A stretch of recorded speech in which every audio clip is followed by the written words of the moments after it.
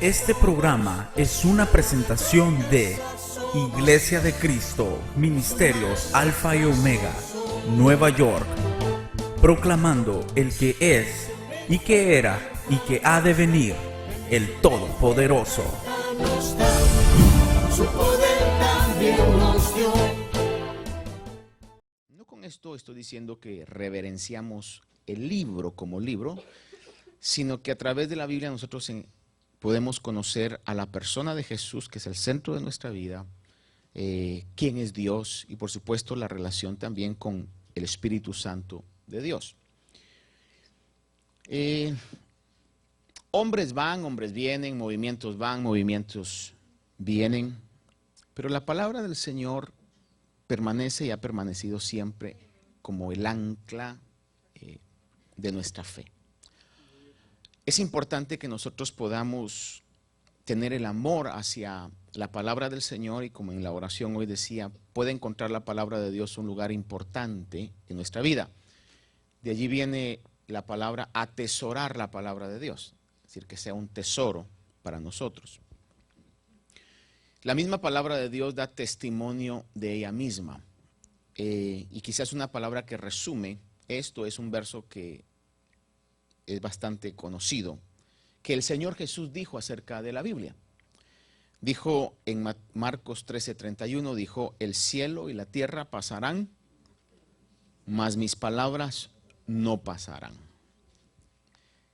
Y es una verdad que yo he visto durante el tiempo de mi vida y durante la historia también, que se puede tener acceso, que la palabra del Señor siempre ha permanecido, ha sido lo más estable en este mundo. ¿Por qué la Biblia es un libro sagrado? ¿Por qué la Biblia es un libro importante? Alguien dirá, ¿y por qué no el Corán? ¿Por qué no el libro del Mormón? ¿Por qué no? Y voy a entrar a una situación bastante delicada aquí. ¿Y por qué no la Biblia católica, que tiene más libros que la Biblia que nosotros usamos? Que son lo que se conoce como los libros apócrifos. O algunos los conocen como deuterocanónicos también. Quizás el término más famoso es libros apócrifos. ¿Por qué no? Bueno, porque hay algunas razones. Por ejemplo, fíjese que las palabras que están aquí en toda su esencia, desde Génesis hasta Apocalipsis, nos hablan de una manera directa y de una manera indirecta de la persona de Jesús. Que Él evidenció ser Dios, no solamente por su enseñanza, sino también por las obras milagrosas que hizo. Sin embargo, Mahoma o Mohammed, como usted quiere llamarle, no hizo los milagros que Jesús hizo. ¿Por qué no el Corán entonces? Porque no tiene la verificación milagrosa del cielo que la Biblia tiene. ¿Por qué no el libro del Mormón? Bueno, por decirle algo, porque el profeta principal de los mormones, José Smith o Joseph Smith, ha hecho predicciones que nunca se han cumplido. Ha demostrado haberse equivocado, ser mentiroso en este caso por las predicciones. ¿Por qué no los libros apócrifos? Porque nunca fueron citados por Jesús ni por los apóstoles. Es decir, Jesús nunca los reconoció. Nunca dijo, por ejemplo, como dice en el libro de Judith, como dice en el libro de Tobías, o como dicen los Macabeos. Por esa razón es de que los 66 libros que usted posee en su Biblia, ya sea paper o digital file, como hoy a usted se le haga más efectivo, son libros que de una u otra manera se han mantenido en todo el tiempo respaldados milagrosamente por Dios. Y me atrevo yo a decir, en mi opinión, la Biblia es la palabra de Dios. Es más que un libro, que no se puede comparar con ningún otro libro. Es un libro que tiene, diríamos, su propia categoría. No hay ningún libro que pueda compararse con la Biblia, porque esta es la palabra del Señor. Ahora, si la Biblia es la palabra del Señor, debemos estudiarla, debemos atesorarla, debemos obedecerla. Y si nosotros despreciamos la palabra de Dios, de una u otra manera también estamos despreciando a Dios, porque Dios y su palabra son uno. También, si la Biblia es la palabra de Dios, y digo esto no dudando, sino aseverando nada más, si la Biblia es la palabra de Dios, entonces es la autoridad final para los asuntos de fe, de qué es lo que tenemos que creer, de qué es lo que tenemos que practicar, y también sus normas y sus leyes deben ser la moralidad o la final autoridad sobre asuntos morales y de conducta. Y yo creo que la Biblia es la palabra del Señor.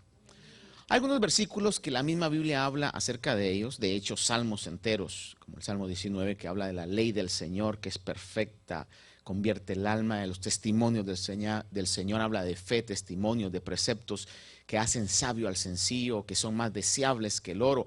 La misma palabra da una evidencia interna, cuando digo interna es que ella misma habla de lo importante que es.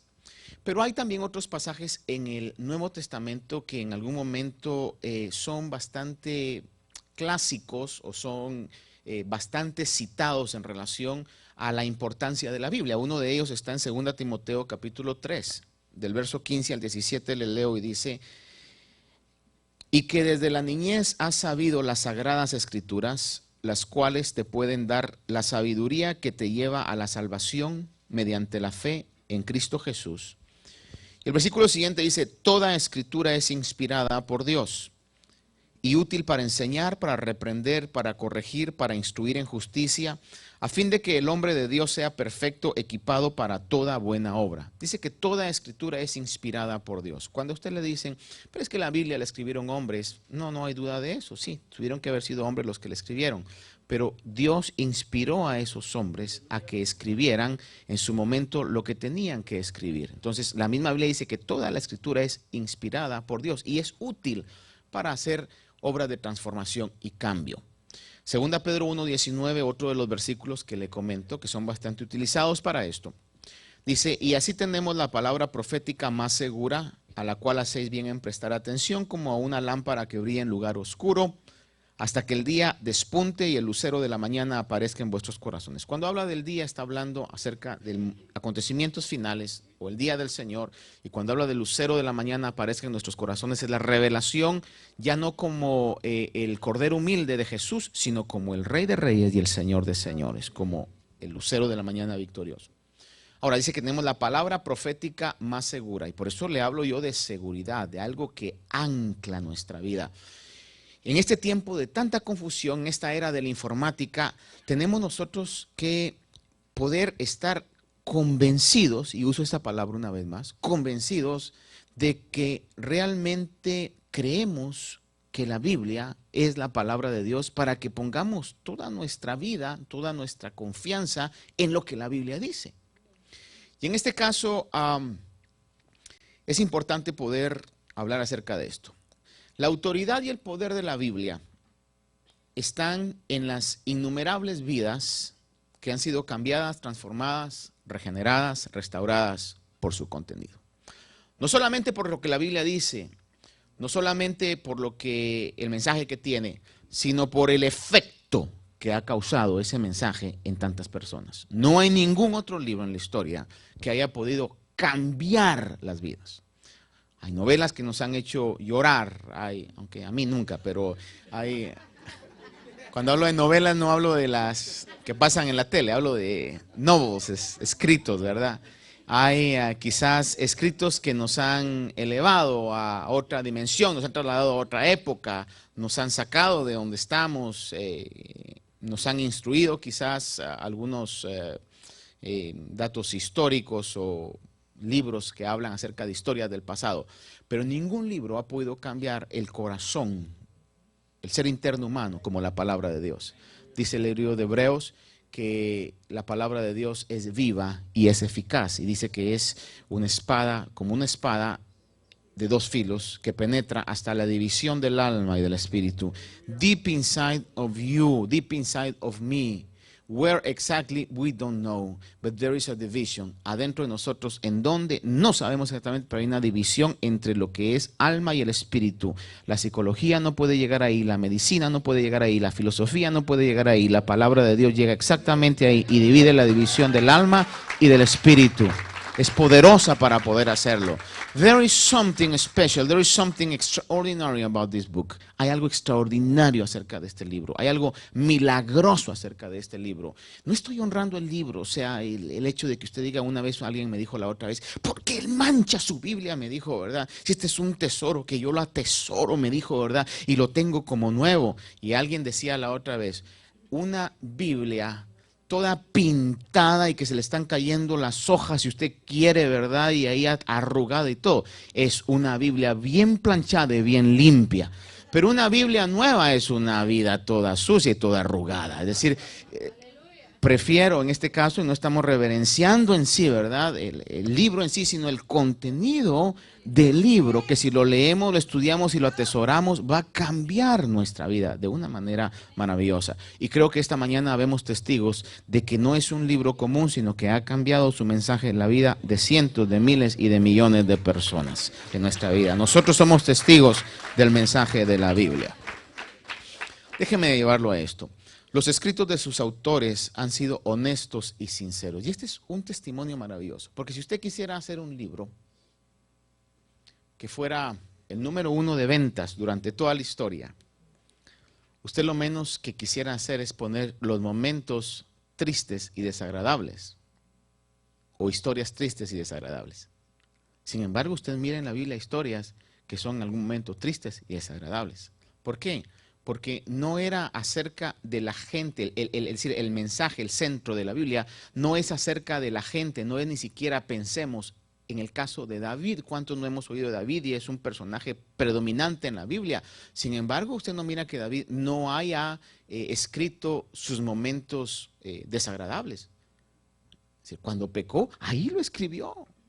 Ahí quedó escrito. Elías, un profeta que hizo bajar fuego del cielo, también quedó escrito que le salió corriendo cuando Jezabel le dijo, te voy a matar. Salió, hermano, huyendo, ¿verdad? Y reclamándole a Dios, ¿verdad? Como diciéndole, solo yo he quedado. Y el Señor le tuvo que responder, no te engañes. Hay miles que no han doblado todavía la rodilla, ¿verdad? Es decir, ha sido honesto su mensaje, ha sido muy honesto el mensaje de todos los escritores de la Biblia. Ahí, entonces, no es un libro que sea diseñado para que fuera el número 1 de ventas, no, simplemente que es Dios dejando el mensaje que necesitábamos nosotros saber y que nos ha confortado en tantas oportunidades, nos ha levantado una palabra, nos ha hecho llorar, nos ha hecho gritar, nos ha hecho, hermano, estremecernos porque sabemos que es un mensaje vivo que está allí. Y una de las cosas que para mí, voy a pensar yo, que quisiera yo convencerme, y cada día me convenzo más, de por qué creer en la Biblia, es porque no cualquiera va a dar su vida por el mensaje de un libro. No cualquier persona va a sufrir la muerte, y no cualquier muerte, muertes tortuosas por el mensaje de un libro, o por la doctrina cristiana, que es el centro de lo que la Biblia dice. Podemos ver realmente de que el Señor se encargó de poder convencer a sus discípulos de que Él estaba vivo. Cuando murió, resucitó y dice en el libro de los Hechos que se apareció presentándoles pruebas indubitables de que estaba vivo. Lo vemos en el primer capítulo de Hechos, lo hemos leído muchas veces, pero 1 Corintios 16 del 3 al 9 dice de esta manera. Cuando el apóstol Pablo habla, dice, porque yo os entregué en primer lugar lo mismo que recibí, que Cristo murió por nuestros pecados conforme a las Escrituras, que fue sepultado y que resucitó al tercer día conforme a las Escrituras. Y note cómo es que dice, conforme a las Escrituras, conforme a las Escrituras. Es bien importante, ¿por qué? Porque proféticamente la Biblia, hermano, es un libro extraordinario. Dice, conforme a las Escrituras, resucitó, se apareció a Cefas y después a los 12. Luego se apareció a más de 500 hermanos a la vez.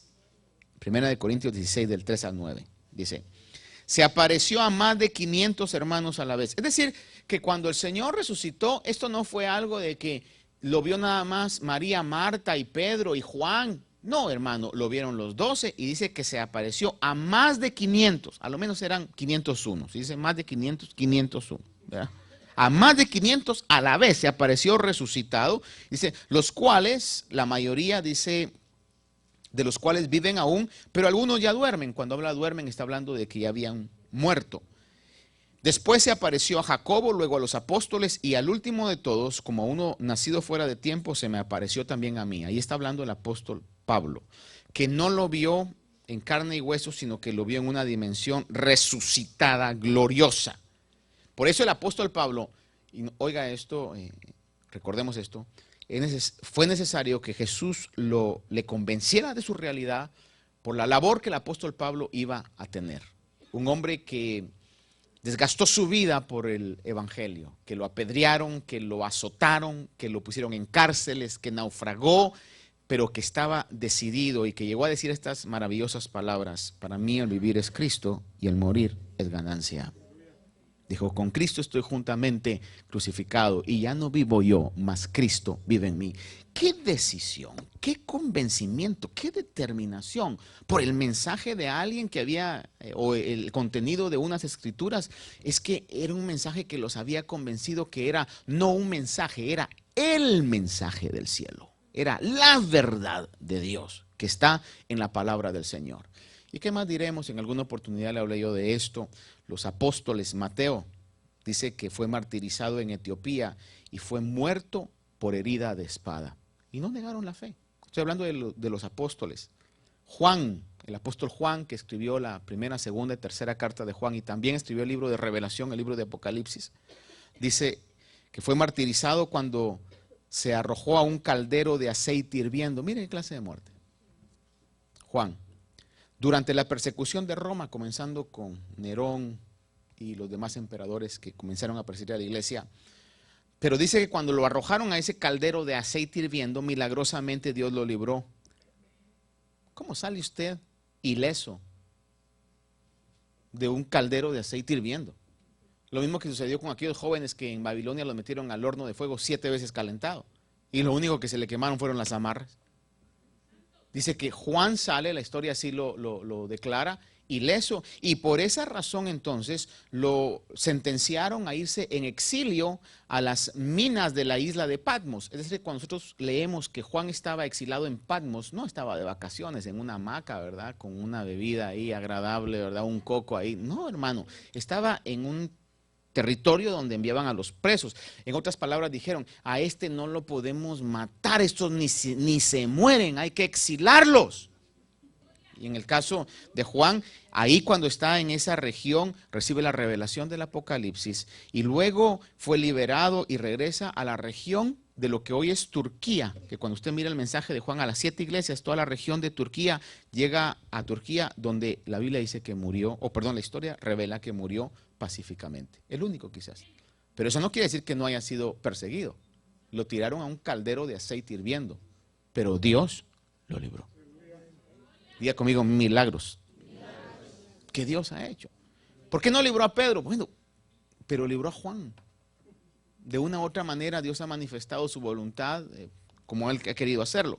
Bartolomé o Natanael fue misionero al Asia y fue muerto a latigazos. Le estoy hablando de esto porque no dieron su vida en una muerte nada más de que, discúlpenme la expresión, pero deben un tiro. No. Eran muertes cruentas. Cuando uno se lee en término en inglés, porque no sé si cuál es el equivalente a español, pero usan la palabra they suffered excruciating pain, un dolor terrible. La palabra excruciating viene de la crucifixión. Era un dolor tan fuerte como morir crucificado, es decir, no fueron muertes fáciles. Y ellos estaban dispuestos a dar su vida en una horrorosa muerte por el mensaje de la Biblia. Tiene que ser algo mucho más que una historia de alguien o de personajes. Tiene que ser algo que es directamente del cielo, que Dios lo ha permitido en nuestras vidas. Andrés fue crucificado en una cruz en forma de X en Grecia. Y mantuvo, y esto es impresionante, mantuvo una agonía de 2 días y la historia dice que durante esos 2 días no cesó de predicar. Escuche, 2 días en agonía, ¿qué es lo que nosotros la mayoría hacemos? Quejándonos, pero él no, estaba predicando. Sin duda alguna, Dios, porque así es Dios, Dios nunca nos deja. si nos permite que pasemos tribulaciones, angustias, siempre, siempre, siempre nos va a dar dosis milagrosas, extraordinarias de valor, de fuerza y de poder para dar un testimonio al mundo de su realidad. Durante 2 días predicando. Tomás fue herido por una lanza en India durante sus viajes misioneros para establecer iglesias allí. Otra vez oí a una persona, que me reservo el nombre por respeto, que dijo en alguna oportunidad: ¿para qué enviar misioneros, dice, a tal lugar? Dice, si aquí se convierten más fácilmente. Y lo oí con tal desprecio a la obra misionera, que dije yo, qué ignorante. Porque para mí, si algo es maravilloso, es alguien que pueda dejar todas las comodidades de este mundo para seguir una causa de salvar a aquellos que quizás nadie más quiere salvarlos. Voy a tomar una pequeña pausa para contar un testimonio. Se lo contaba a mi esposa la otra vez, hecho real, de una pareja joven. Ya cuando no tiene mi edad, ya de 40 para abajo son jóvenes. De personas que estaban en cierto lugar, en una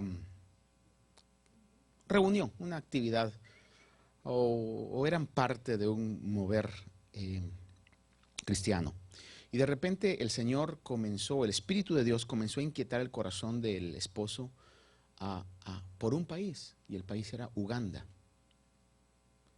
Y entonces, total que iban a concluir eso, era como una actividad que incluía también el área de misiones. El punto es que, lo que le quiero marcar es que él dice que decidió y dijo, llegó con su líder y dijo, el pastor y todo, el Señor me inquieta Uganda. Y entonces, total que se hicieron planes y se fue, él y su familia se iban a ir de misioneros a Uganda. El punto es que él se fue antes. Cuando él llegó, se dio cuenta de que Uganda no eran los Estados Unidos.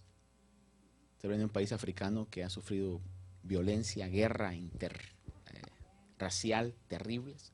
Se dio cuenta de niños con armas. Cuando uno va a otros países se da cuenta que las calles no son como las de aquí, las casas no son como las de aquí, el agua no es tan abundante como la que hay aquí, etcétera. Usted sabe, porque muchos hemos vivido allí. Y no nos da pena decirlo, ¿verdad? Y cuando él llegó al supuesto hotel, que uno está acostumbrado aquí, no es como el hotel que les hemos reservado para el retiro. Ese hotel les va a dar gusto. Que alguien me preguntó, ¿las fotos son reales? Sí, son reales. Esas fotos que están ahí, no crea que es false advertisement, no es. 2 piscinas, una adentro, otra afuera, canchas tenis, básquet, walking trials, campo de béisbol que se puede usar para fútbol también, gimnasio, bueno, the whole package. Y ante todo, el deseo y la presencia de Dios va a estar con nosotros, va a ser una bendición. Lo que le quiero marcar es cuando él llegó al hotel, le dijeron, ok, tu cuarto está en el 2.º nivel. Él primero para ver a dónde iba a llevar a su familia, y en todo esto le está preguntando, Señor, aquí voy a traer a mi familia. Y cuando llega a ese lugar, de aquellos lugares donde solamente no hay así como aquí que hay código de electricidad, sino que un alambre y ahí un foco, ¿verdad? Y usted prende y ¡pum! Hace así el foco, ¿verdad? Y se da cuenta que en el cuarto donde él iba a estar habían 2 camas. ¿Cuándo ha ido usted a un hotel donde va a un hotel usted, ese es su cuarto y de repente, y es el mío también, ¿verdad? Lo vamos a compartir?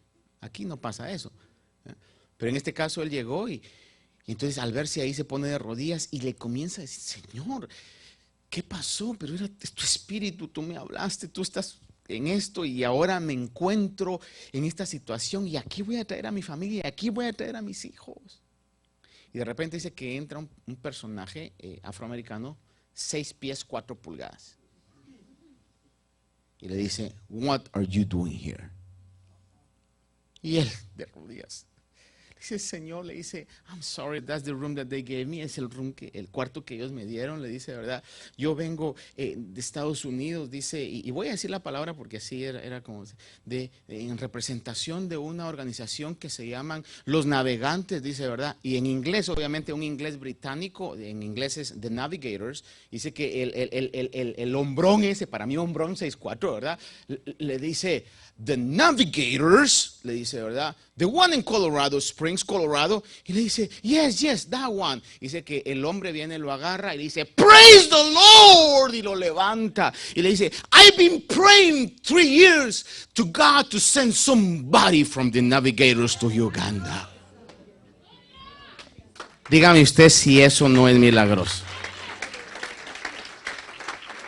Y dice de que durante ese tiempo, ese hombre fue el que le abrió las puertas para establecer lo que iban a establecer. Durante los años que pasaron ahí, que me parece haber sido como de 12 años, no hubo un día en que alguien no entregara o reconciliara o hiciera una decisión por Cristo durante todo ese tiempo. Él llevó a su familia, sus 2 hijos pequeños, ahí estuvieron. Al cabo de su obra misionera, cuando regresó otra vez a Estados Unidos, dice que su hijo se graduó de la high school. Y en la high school hicieron un viaje misionero a Washington.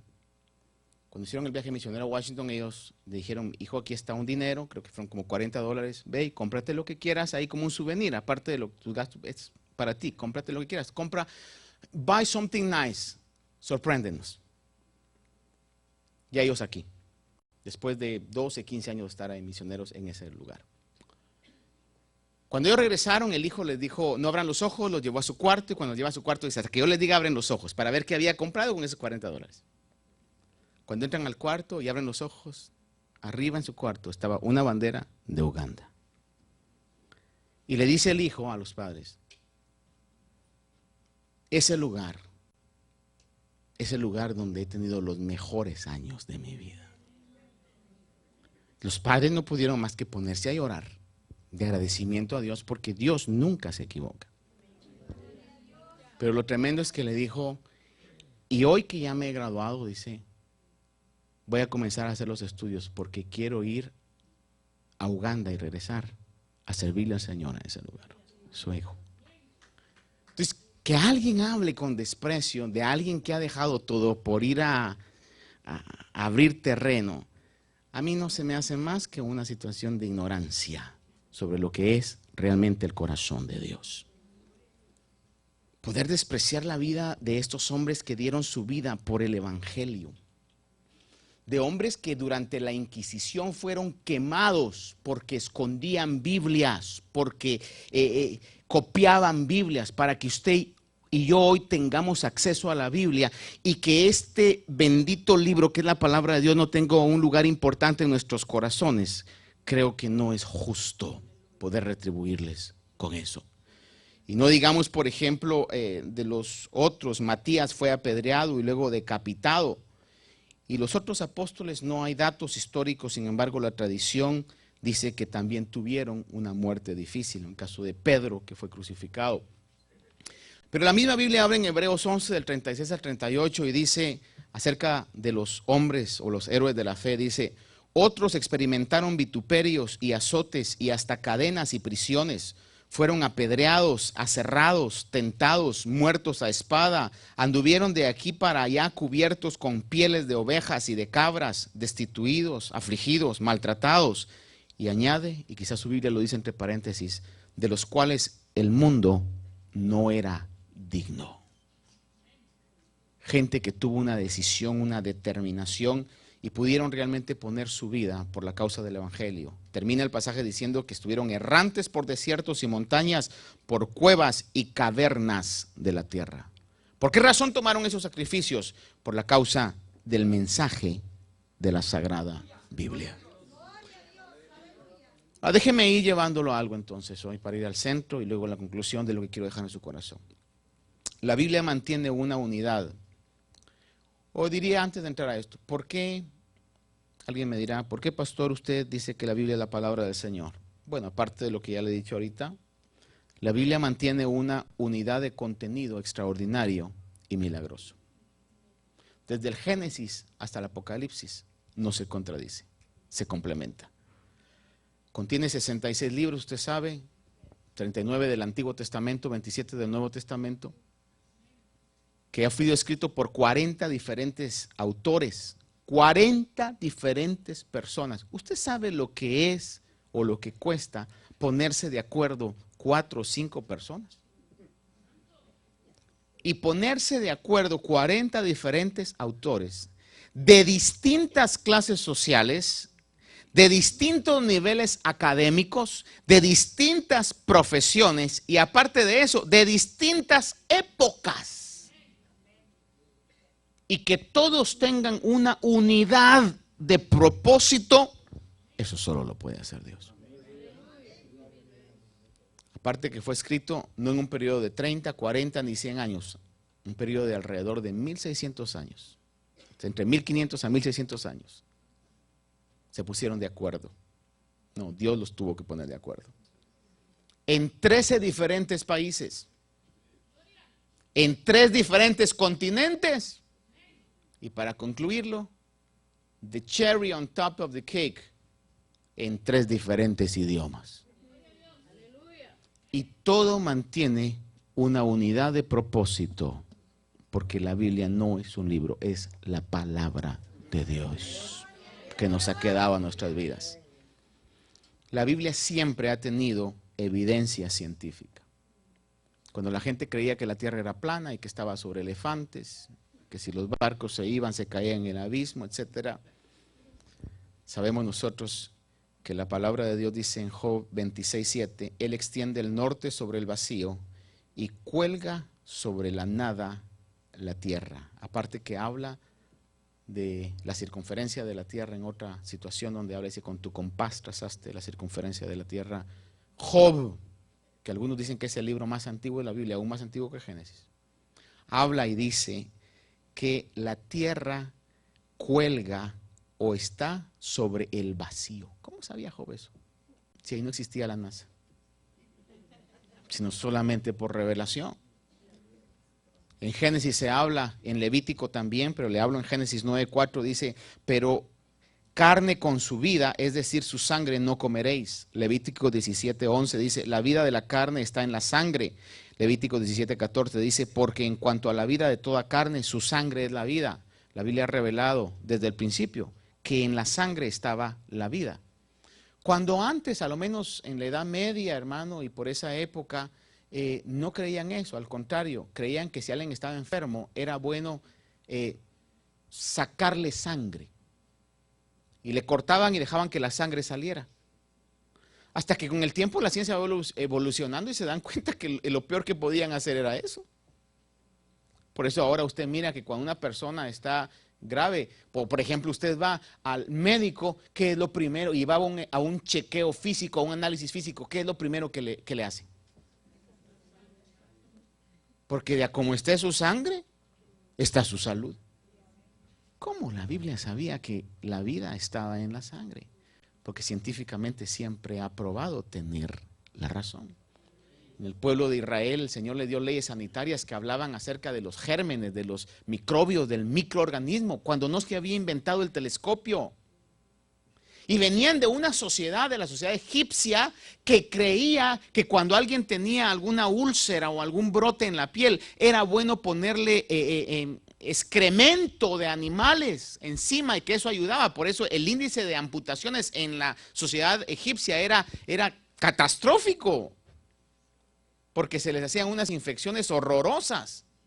Y de esa mentalidad venía el pueblo de Israel. Y en la ley en el desierto, cuando le da a Moisés, le cambia toda su mentalidad. ¿Por qué? Porque el que conoce, hermano, los secretos de la biología es el que nos ha hecho del polvo de la tierra y sabe cómo funciona, hermano, cada célula de nuestro ser. Totalmente. Isaías 40:22 dice, Él es el que está sentado sobre la redondez de la tierra, cuyos habitantes son como langostas. ¿Cómo sabía Isaías de la redondez de la tierra? Aparte de que en Salmos se habla de que es imposible contar las estrellas, y en la antigüedad, según ya tenían el número de todas las estrellas que existían. Hoy en día ya los científicos llegan a la conclusión y es imposible, si el universo es tan alto que no podemos, ni con los mejores telescopios que están ya allá arriba podemos llegar a saber cuántas estrellas hay. La Biblia siempre tiene la razón, aún científica tiene la razón. La otra vez me compartía Edwin Gulwán algo, me recordaba algo de que en algún momento yo lo había leído y es impresionante esto. Usted sabe que llegaban en la ley, se presentaba al niño para que fuera circuncidado al 8º día. Hoy en día la ciencia médica se ha dado cuenta que en el octavo día, las defensas del organismo de un recién nacido es cuando están en su más alto nivel. ¿Por qué Dios dijo entonces que lo circuncidaran al octavo día? Porque en ese día lo circuncidaban y su organismo, su sistema inmune iba a tener la mejor posible recuperación. ¿Sabría Dios todo eso? ¡Claro que lo sabe! Si Él es el que nos ha hecho. Por eso le digo algo, hermano. Una palabra de su boca puede levantar muertos, puede quitar toda lepra, puede hacer cualquier cosa. Una palabra de aquel que nos ha creado. Y nos ha dejado su palabra como una guía. Lámpara es a mis pies tu palabra y lumbrera su camino, dice el salmista. La Biblia ha tenido siempre una exactitud histórica. Tenga paciencia conmigo un poquito. No va a ser muy extenso, pero tenga paciencia para buscar esto. En el libro de Daniel, ¿se recuerda usted que Daniel es llamado para poder interpretar capítulo 5? Vamos a leer 5:29, dice. Vamos a buscar aquí Daniel 5:29.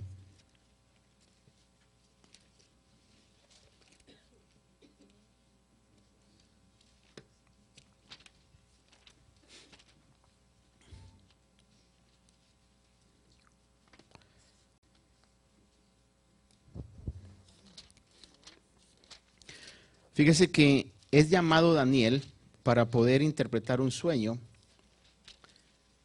de Belsasar, que era el gobernante de Babilonia. Pero en el 5:29 vemos que después de que interpreta el sueño, dice, entonces Belsasar ordenó que vistieran a Daniel de púrpura y le pusieran un collar de oro al cuello y que lo proclamaran acerca de él, que él tenía ahora autoridad como tercero del reino. Quizás nada más para recordarle, el sueño era de que una mano se apareció porque Belsasar estaba haciendo una celebración, una fiesta, y en medio de su borrachera mandó a que trajeran todos los vasos y los objetos de oro que su abuelo Nabucodonosor, aunque usted va a leer ahí en el capítulo 5 que dice mi padre Nabucodonosor, pero a estudiar ese verso es que no era su padre, sino que era su abuelo, y cuando se refería a él como su padre era en tono de respeto, mi padre Nabucodonosor. Había traído de Babilonia vasos y objetos que estaban en el templo de Dios, los vasos santificados. Y él dijo, traigan eso y vamos a brindar con ellos aquí delante de los dioses. Capítulo 5 lo dice que delante de dioses que ellos tenían estaban haciendo una celebración. Entonces se enciende la ira de Dios y se les aparece una mano de la nada se aparece. Se imagina que le pasara eso a usted. Cualquiera nos pondríamos, hermano, con el corazón en la mano, ¿verdad? Y comienza a escribir en la pared una escritura, y la escritura era Mene, Mene, Tekel, Upharsin. Y entonces él mandó a traer a todos los sabios, a los adivinos, a los caldeos, y nadie le pudo dar la interpretación. Cuando mandan a llamar a Daniel, a un Daniel ya de edad, porque le dijeron, en los días de tu padre había un joven que interpretaba, dice, visiones y sueños, y lo mandan a llamar, y él interpreta, y le dice, la interpretación sea para tus enemigos, pero lo que quiere decir esto es que tu reino ha sido pesado, y ha sido hallado falso, o falto, y ahora tu reino es entregado a otra nación, que era la nación medo-persa. La Biblia dice que esa misma noche Belsasar muere. Y Darío fue el que tomó control sobre toda esa región de Babilonia. Pero lo que le quiero marcar es que en el versículo 29 del capítulo 5 dice que Belsasar le dice, y tú serás el tercero en el reino. Entonces los críticos de la escritura dicen, es un error de la Biblia. Porque históricamente dice, se sabe que el último rey de Babilonia no fue Belsasar, no se llamaba Belsasar, sino que se llamaba Nebonías. Los arqueólogos dijeron, esto prueba que la Biblia está equivocada. Pero luego siguieron excavando. Como yo a veces digo, muchas cosas de la vida no se solucionan sino solamente con el tiempo. Y hay una expresión que se le ha oído a muchos, y estoy de acuerdo con esto, es just a matter of time. Solo es cuestión de tiempo. Siguieron excavando y se dieron cuenta de documentos, obviamente en barro, donde dice que Nebonías tenía un hijo que se llamaba Belsasar. Y se dieron cuenta que mientras Nebonías salía, Belsasar se quedaba a cargo del reino. En otras palabras, los dos compartían autoridad. Entonces, cuando Belsasar le dice a Daniel, si me interpretas esto, serás el tercero del reino, es porque ya habían dos que tenían autoridad. Nebonías, Belsasar, y ahora era Daniel. Es decir, que cuando el hombre se enfrenta a Dios y a su palabra, siempre Dios ha ganado. It's just a matter of time. Y la palabra de Dios siempre evidencia que es eterna y es poderosa. Y estos son escritos que están, hermano, históricos, reales. Aparte de eso, la Biblia es el único libro en el mundo que tiene veracidad profética. El único libro. Hay alrededor de 300 profecías que hablan acerca del Señor Jesús en el Antiguo Testamento y que se cumplieron en el Nuevo Testamento y que Jesús los cumplió. Ya yo la otra vez, hace tiempo atrás, les hablaba, y si usted quiere, vaya al sitio de internet y chequea ahí una enseñanza que di acerca de profecías cumplidas por Jesús, donde es impresionante, hermano, cómo es que la Biblia dijo que iba a venir de la raíz de David, que iba a nacer en cierto tiempo, en cierto lugar, que eso no se podía cumplir. Las posibilidades de que eso se cumpliera, hermano, son astronómicas. Matemáticamente no se podía hacer. No se podía hacer. Sin embargo, Jesús o el Dios orquestra todo. Y lo habla desde el principio, porque Dios sabe el futuro desde ya. Y por eso lo habla y todo encaja de una manera impresionante. Y la Biblia es el único libro que tiene ese poder, que ha podido demostrar eso. Las posibilidades son astronómicas, su linaje, lugar de su nacimiento, etc. Para muestra un botón, diría alguien ahí, vaya conmigo al Salmo número 22. Cientos de años antes de la crucifixión del Señor Jesús, David escribe el Salmo 92 y encierra profecías. Salmo 22. Y encierra algunas cosas que usted y yo sabemos cuándo se cumplieron. Comenzando con el versículo 1, Salmo 22:1 dice: Dios mío, ¿por qué me has abandonado? ¿Qué le recuerda eso? Las palabras de Jesús. ¿Y en dónde?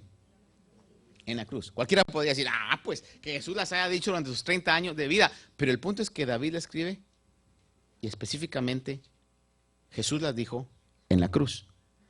Versículo número 7. Todos los que me ven de mí se burlan y hacen muecas.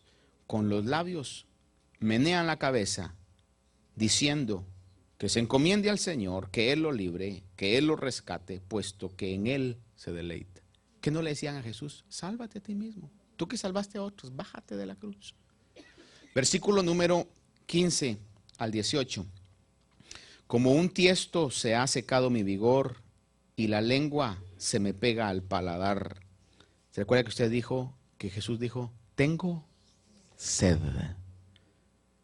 Dice, y me has puesto en el polvo de la muerte, porque perros me han rodeado, me han cercado una cuadrilla de malhechores, me horadaron, oiga esto, me horadaron las manos y los pies.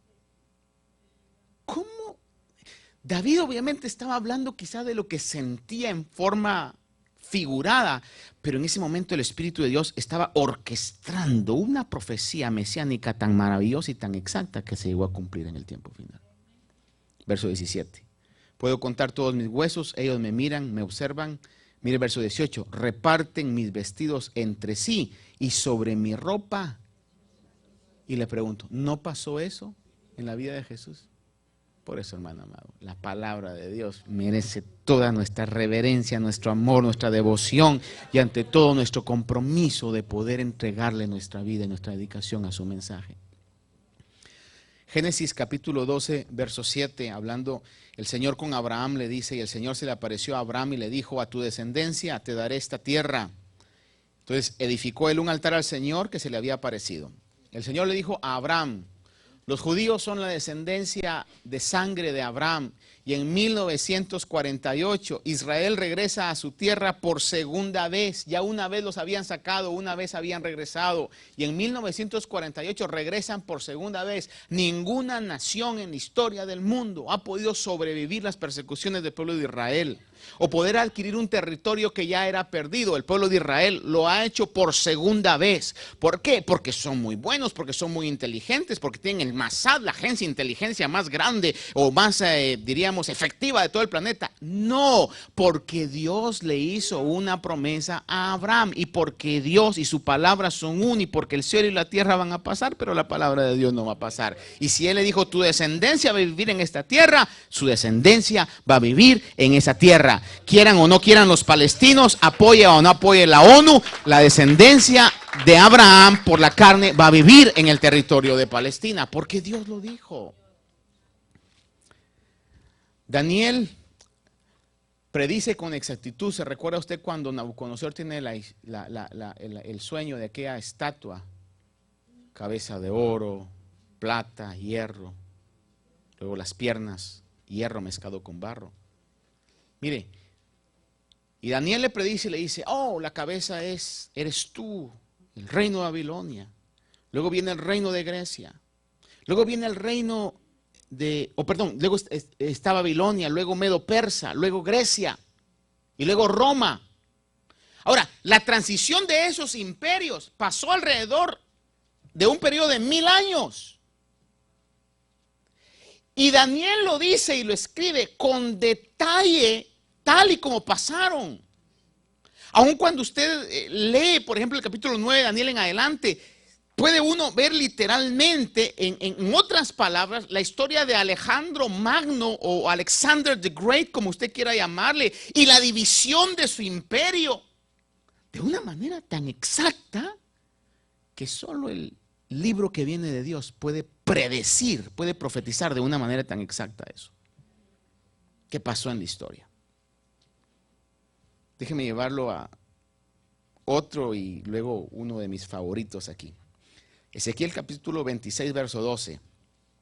Habla el Señor acerca de Tiro y acerca del rey de Tiro. Y dice, también saquearán tus riquezas y robarán tus mercancías. Demolerán tus murallas y destruirán tus casas suntuosas y arrojarán al agua tus piedras, tus maderas y tus escombros. Está hablando el profeta en relación a la ciudad de Tiro, que iba a ser destruida, pero hay una frase ahí que dice, y arrojarán al agua tus piedras, tus maderas y tus escombros. Le voy a leer este pequeño trozo de artículo en inglés y luego lo trato de traducir en español. Dice, when Alexander the Great marched on that area, he encountered a group of people holed up in a tower on an island of the coast near there. He could not cross the sea, so he could not fight those in the tower.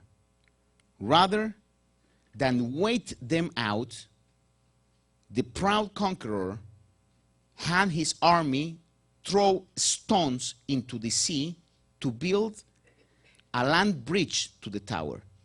It worked. His army crossed the sea and overthrew the occupants of the stronghold. But where did he get so much stone?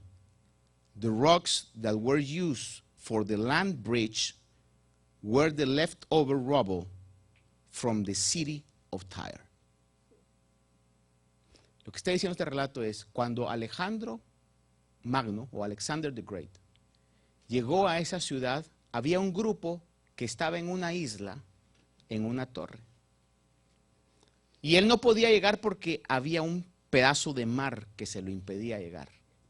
Entonces Alejandro manda a que llenen el mar, en otras palabras, que hagan un dique, que hagan un puente de piedras.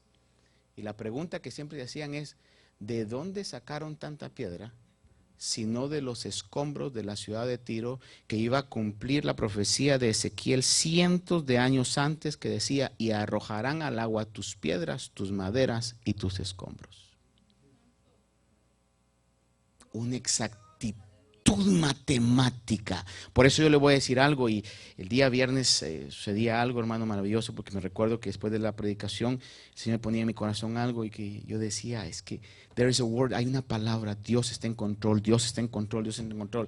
El día siguiente unos hermanos me llamaron de una situación que pasaron, y les digo yo, y el Señor me recuerda, y digo: esa palabra se me hace que era para usted. Me dice: era para nosotros la tomamos, porque cuando Dios habla, Dios está en control de lo más mínimo de nuestra vida, en una exactitud matemática, hermano, una exactitud matemática. Es asombroso, hermano. Ezequiel capítulo 12, vamos a ver aquí, espero no estarlo aburriéndolo sobre esto. Ezequiel capítulo 12, versos 12 y 13. Dice: y el príncipe que está en medio de ellos cargará su equipaje sobre los hombros en la oscuridad, y saldrá y cavará un hueco en el muro para sacarlo. Cubrirá su rostro para no ver la tierra con sus ojos. Extenderé mi red sobre él y quedará preso en mi trampa. Lo llevaré a Babilonia, esta es la frase que más me interesa. Lo llevaré a Babilonia, a la tierra de los caldeos, pero no la verá y morirá allí. Fíjense que Ezequiel está profetizando al pueblo de Israel, específicamente al rey Sedequías. Y la profecía vino como en clave, pero la frase que es sorprendente es que dice: lo llevará a Babilonia. Está Dios hablando a través del profeta Ezequiel. Lo llevará a Babilonia, a la tierra de los caldeos, pero no la verá y morirá allí. ¿Cómo explicamos eso, que usted va a ir a una tierra pero no la va a ver? Oiga el cumplimiento. Cuando Nabucodonosor llegó, tenía sitio contra la ciudad donde Sedequías era rey.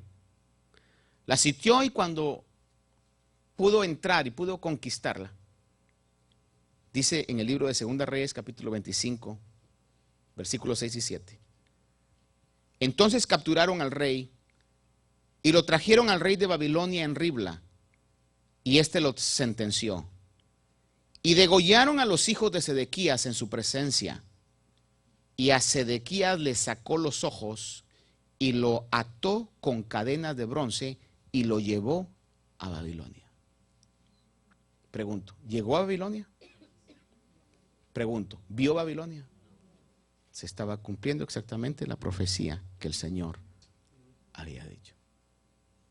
Está como cuando Eliseo llega y dice: el día de mañana se venderá, se me van las cifras, ¿verdad? Pero se venderán 2 kilos de harina por tanto, y estaban pasando hambre, y dice: eso no va a pasar ni aunque Dios abra las ventanas de los cielos, dijo alguien ahí. Y el Señor le dice: pues tú lo verás, pero no participarás de ello.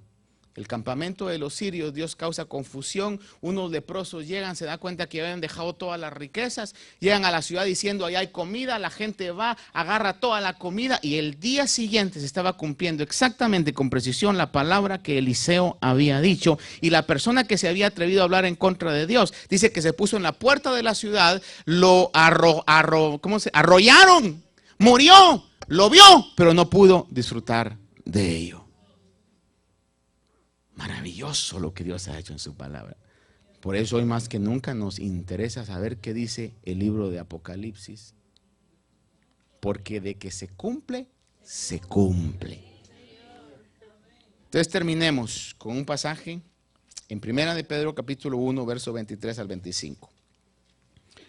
Dice: pues habéis nacido de nuevo, no de una simiente corruptible, sino de una que es incorruptible, es decir, mediante la palabra de Dios, que vive y permanece.